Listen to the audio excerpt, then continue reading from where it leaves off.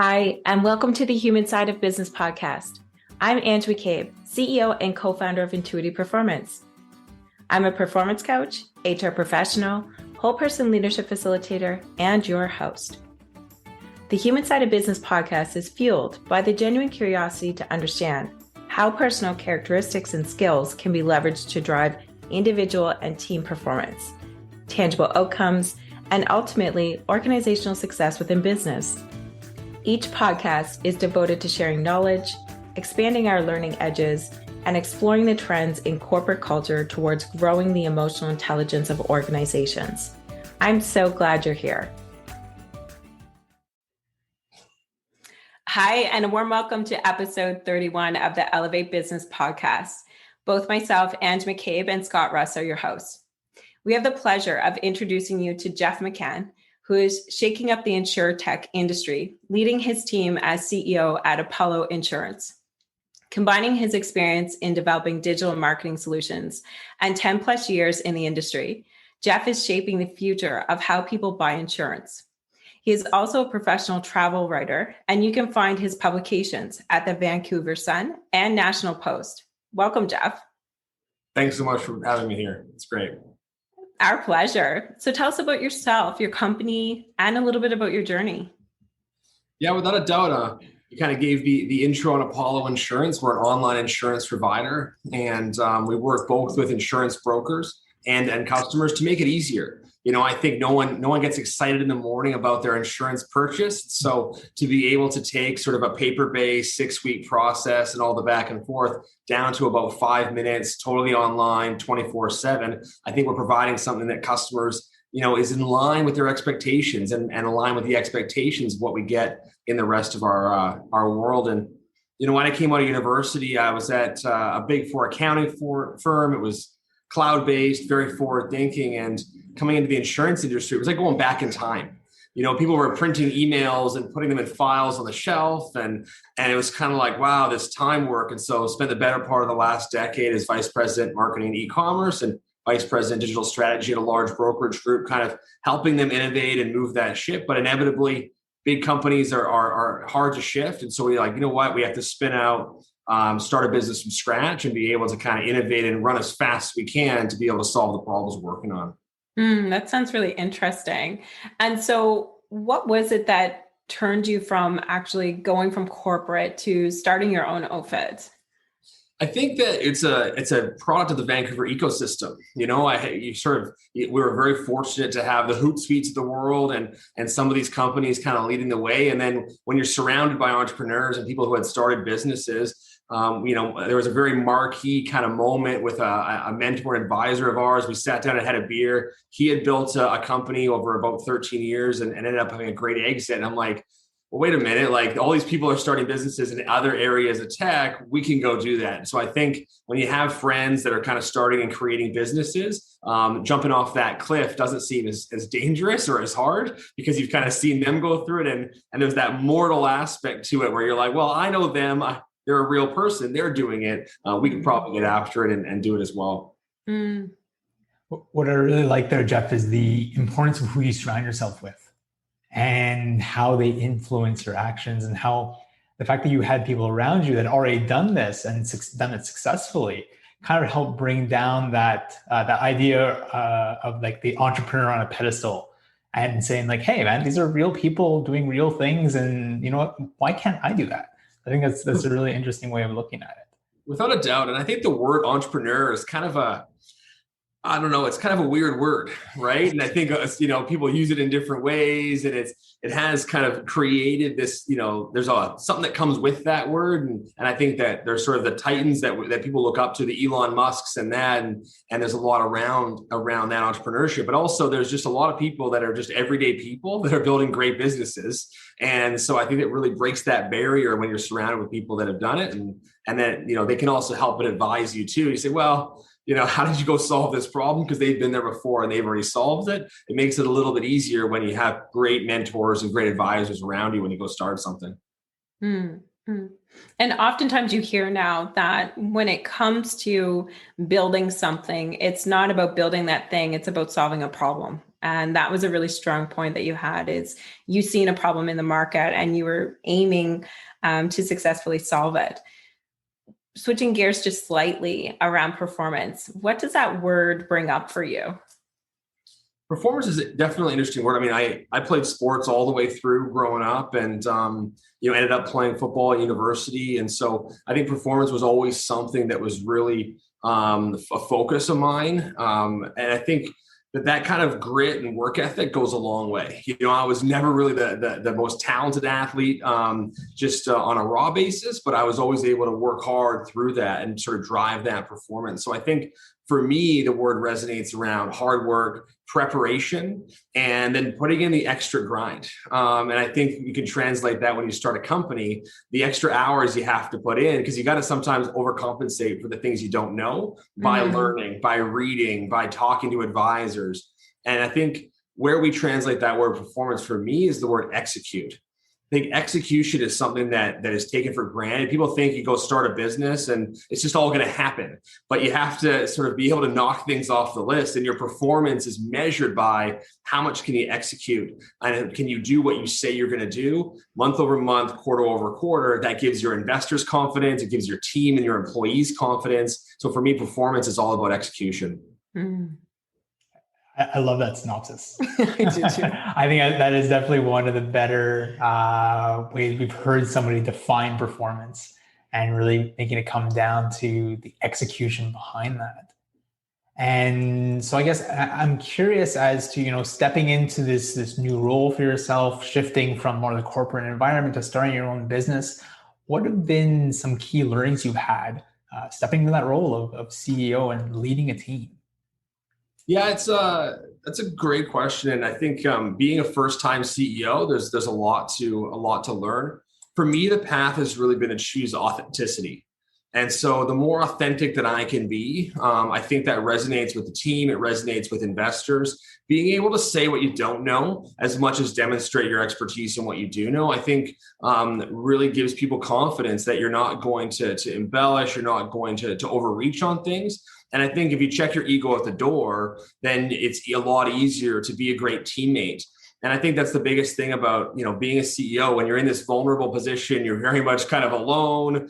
If you can bring your collaborators in with you because you drop your ego and you can demonstrate that vulnerability and be authentic, I think that goes a long way. And so for me, it was just from the beginning, it was just be authentic, be myself. And even a great mentor and co-founder of mine, Drew Green, he sat me down, and when we raised a couple $1 million and then we raised, 13 and a half in our last round. And he's like, well, wait till you raise 100 million. Like, you just got to stay authentic and be that same person. So I think that's been the biggest thing for me. And it's played out well in the relationships with the team, relationships with investors, and all the way through. Just the bigger it gets and the more unreal everything gets. You check your bank account one day and you got whatever, $14 million in it. You're like, all right, you just got to stay the course on just being yourself and being authentic. There's a lot of interesting points there that really speak to the landscape of true leadership these days, with regards to, the candor, the authenticity, the transparency, the grit, stepping up and doing what you say you're going to do. So tell us a little bit more about your vision for the team at Apollo Insurance. You just used a word there that always sticks out to me, and that's candor. And we actually have candor as one of our core values, one of our corporate values. And it's a unique and something that you don't see often, to have a value like that, but we drive that into the team every single day. Mm-hmm. And so for us, when we talk about like that question, like how do we interact with the team, we always root things in the values. And we're probably one of the few places, definitely the first place I've ever been, where values are used in conversation. You're going to hear them in meetings. You're going to hear them on calls. You're going to hear people say them and sort of use them almost sometimes as permission. I mean, sometimes you'll say, okay, candor is a core value, and then you're about to get something real. It's almost like, no offense, but, and so I think it's a great thing for the team to have permission to be like, listen, like I have to say this, and as a leader, I want the team to feel empowered that way, because they're the ones that are going to know if there's cracks in the foundation or something's going on that's a great opportunity or something that we have to really address. And if they can't have that candor and they're, again, like they don't feel that they can trust that they're going to have a helper and a CEO, I think that it's hard to be successful. So candor and our values, I think, drive the team forward every day. That's just something that, my girlfriend always makes fun of me. She just laughs, and hashtag candor always is making fun of me just because she hears me say that word so many times in a day. That's fantastic. And we really appreciate you sharing that example of how you're aligning your culture to your everyday actions, and because that's so important. Yeah, I completely agree. And so I'm curious, Jeff, in terms of, you've mentioned the importance of values within the organization, how you guys utilize these and actually ingrain them in your everyday conversations and almost leverage them as ways of being like, hey, I'm going to be authentic here by mentioning candor, and you might not like it. Have you had any growth pains or any pain points in terms of actually growing your team and looking to scale your business? And how would you handle those? Yeah, it's building and growing a team. I think it's really my most important mission, is building a great team. And as a CEO in a tech business or in our business, it's an intangible product. We don't have machinery, we don't have factories, we've got people. Mm-hmm. And so even though they're writing code or they might be doing marketing or whatever it is, it's entirely a people business. So that's a huge focus. I think we've kind of gone through 3, I'd say, phases of growth. One is you're myself and my co-founder. We're in the living room of a house and we're like, all right, it's the 2 of us. We've got a company now. And so convincing people to join that isn't easy, right? I think there's a lot of great stories about people that join the startup early and they end up, with a big exit and the team gets the benefit. But, our first 2 employees, they rang the doorbell at the house and they came and sat in the living room and that's where we worked. And there was no food around in the neighborhood, and we were kind of in a suburban area. And so, we would like make lunch in the kitchen or we barbecue. And so I think that first growth phase was like, how do you convince people to be crazy enough to join a team? One of our staff, her husband came by the house and he's just like, oh no, like what is this legit or what is this? And so I think that was sort of the first phase, is how do you convince people to be crazy enough to join? We were very fortunate to have that early founding team do that. The next phase was getting up to about 10 people. And then it's about kind of, processes, a little bit more empowering people, selecting great talent, fitting that early culture. You can't really have a bad apple in that early culture. It's really, really tough when you're 4 people to go to 5. That 5th person is going to impact everyone if they're not the right fit. And then going from 10 to 50, particularly remotely, it's really about process, good hiring structure, good onboarding, building out teams instead of it being sort of, I refer to it almost like mini, like kids soccer, where everyone's running around solving the same thing. Well, now everyone's got to split out and you don't know what's going on as much, but you have to trust your teammates to be doing what their job is so that you focus on your own. Whereas when you're only 10 people, everyone kind of dives in on the same problem. So I think that those have been our challenges through those 3 phases. And any entrepreneur that starts a business, I've got a ton of respect for just them getting out there, but I got more respect for the crazy people that join the business when it's in someone's living room or garage. And those people never get enough credit. So they got a big place in my heart. Definitely. Thank you for sharing that. And what I'm hearing is that you gauge oftentimes your team members, not just on performance metrics, but there's a lot of those human skills that come into play as to, ensuring there isn't quote unquote bad apples in the mix. So things like trust and following the vision of your candor and ensuring that you have the right environment in there as well, be it the processes that you kind of lean on to make sure that you can continue to expand. Yeah, I think even now, like I don't, we have people that do the technical interviews, but for me, like I meet everybody and I do a values interview because even at, the first 50, we got to build a really strong foundation to be able to make sure that we can go to 500 and we don't lose that culture because everyone's an ambassador of it. So even still today, I have that values check and that values interview to make sure people fit. And so whether it's 10 people or at 50, having that candor and those values is just so critical. And when you're a startup, when you're 5 people, everyone has 10 jobs. So there's no real job description for, hey, you're going to have 10 jobs.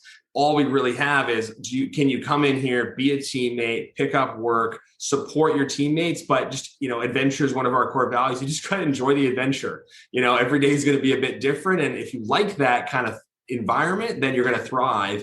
And some people really want a very specific, narrow job. And, that's why startups aren't a great place for them. But the ones that can just come in and, pick up jobs and have 10 hats, well, they're going to be successful. We thrive as a result. Exactly. And so in speaking in that kind of startup landscape, what challenges do you face with keeping team members or employees aligned with your company and vision? Yeah, I think, having the vision just constantly in front of people is really important. Having the values rooted in everything we do, and then using really similar language throughout. And so we have kind of a mantra every year. Last year, our mantra was accelerate through this phase. It was the theme of, all right, either we can sit and wait for the pandemic to be over, or we can kind of like cower in fear, or we can say, what can we control? Let's get after it. So we would you'd hear that every single day, accelerate to this phase. People sign off on their emails, accelerate to this phase. And this year it's execute with momentum. So we got to complete tasks fully, and we're going to measure that as a product of mass and velocity. Are we getting bigger as a business? Are we moving faster from a velocity? And so having those types of mantras, I think, really help us. And then just hearing the values day to day, the team, it's easier for them to be like, all right, I get it, because they've heard me say candor 72 times in their first week. They're like, okay, candor's important because you're hearing the word candor or adventure or, integrity or whatever value it is. You're going to hear it in meetings and conversation. It's not just like, here's your employee handbook, dust it off, and you never look back at it. It's really about hearing it in the culture. I think that's what keeps the team together. Mm-hmm. Mm-hmm. Right. And so I'm curious, and you mentioned the mantra of last year and facing, this pandemic we've all been experiencing, and how you're looking to, grow despite it. Did you face any challenges, or what is the impact in your team's performance in actually transitioning to kind of a remote workforce and growing a remote team, as you had mentioned? Yeah, we were set up as a remote business from the start. And I was traveling so much back and forth between whether it was Vancouver, Toronto, Calgary. I was on 5 flights a month. So it was important for me to be able to engage the team effectively, whether I was in a coffee shop, in the airport, or with them in person. So we were already on Zoom. We were already on Slack. We were already entirely cloud-based. Everybody got a laptop. Nobody had desktop computers. And so those types of things were important. We already had people in different areas and regions across the country.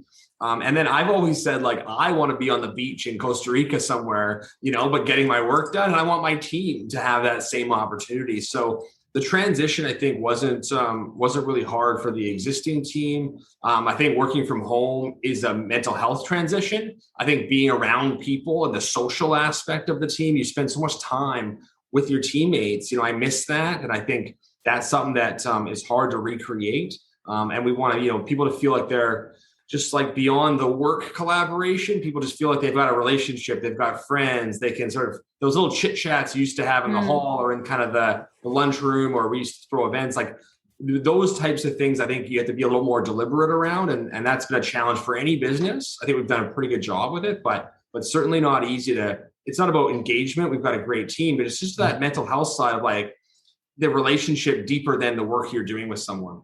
Yeah. And you said a few things in there with regards to the mental health side of it. So it's not the same on the people side of things, and being able just to have the freedom to reach out when and if and how you want to. So what have you kind of done differently or pivoted to ensure the mental health side of things, or support that your team needed through the past year or so?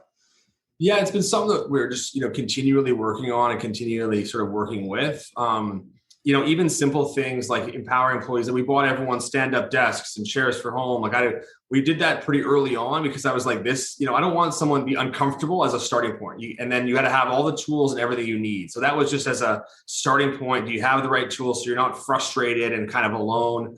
We invest a lot in company merch and gear and that, so people feel like they're part of a culture. And then we do a lot of work. We invest a lot of time in people spending time together as a team. so that they feel a bit more connected. I know other companies that, have never done a company-wide meeting at all since the pandemic started. And so people are feeling very disconnected.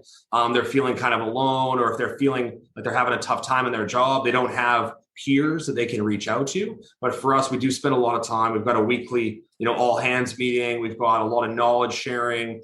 And then we've really invested in our HR function. I don't think HR is an admin function. I think we have to be proactive. And so by investing there, I think that it's like, do they have someone to reach out to if things are challenging? Can they build a relationship beyond the work so they feel like they're safe with their peers and they can kind of have that trust? So it's not perfect. It's always something we have to keep growing in and keep investing in, but we're really trying to make that effort to make sure people are comfortable and kind of that they have a relationship. And if there is something going on, they can trust their peers to share that. And it sounds like you're really looking at it from a vantage point of systems, processes, things, and ensuring that you have your finger on the pulse with all of your team members, regardless of the size of your group and how you're scaling. So that's fantastic. Yeah, there's no right answer. And again, it's like working with other peers, learning from other companies and trying to say, hey, what are you doing? How can we borrow from that? How can we pick that up? Are we seeing a dip or how's someone doing, and just making sure that within teams, people are kind of just on the top of their mind. Like, you can't really tell much from a Zoom call with 50 faces on it. And so it's all those little interactions. Hey, this person hasn't really been as active lately. And do their teammates kind of see that? And can they build that rapport? I mean, it's always within the little teams, those little interactions where you notice, something's a bit off. Maybe we should check in with them, see how they're doing and make sure everything's okay. Okay. Well, we really appreciate you sharing, Jeff. And I guess that in coming to a close, we'd like to hear, what are 3 words of inspiration that you'd want the world to hear? Well, I don't know about three specific words. I mean, I can give you three of our values that go a long way. I think candor is critical. You've got to enjoy the adventure, and you have to have integrity. And so I'll leave you with those 3. And those are 3 of our corporate values and my values personally. So those are, I think, just something that's critical. And for any entrepreneur or business person out there, I mean, just choose authenticity. No one, it's a tough time out there. Being authentic, I think, goes a long way with your peers, and we can solve problems together, and we'll all get through this together. Definitely. Thank you very much, Jeff, for joining us today. Thanks so much for having me. We really appreciate you sharing your entrepreneurial insights with Intuity Performance and our subscribers. For those who would like to learn more about your business, we're going to provide a link to your company's profile on the Elevate Business Podcast title page. Take good care. Thanks for listening to the Human Side of Business podcast. I'm glad you could join us. If you enjoyed today's episode and want to stay updated with our latest content, make sure to visit our website. The link can be found in the episode description, where you can subscribe to the podcast, sign up for our newsletter, and learn more about our whole person leadership services. Sounds interesting? Explore the Whole Person Leadership Cohort by Intuity Performance, a unique program that offers unparalleled support to managers on every step of their leadership journey.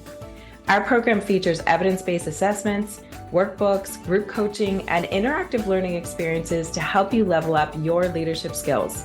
Reach out today to apply to one of our upcoming cohorts. Until next time, take care and stay curious.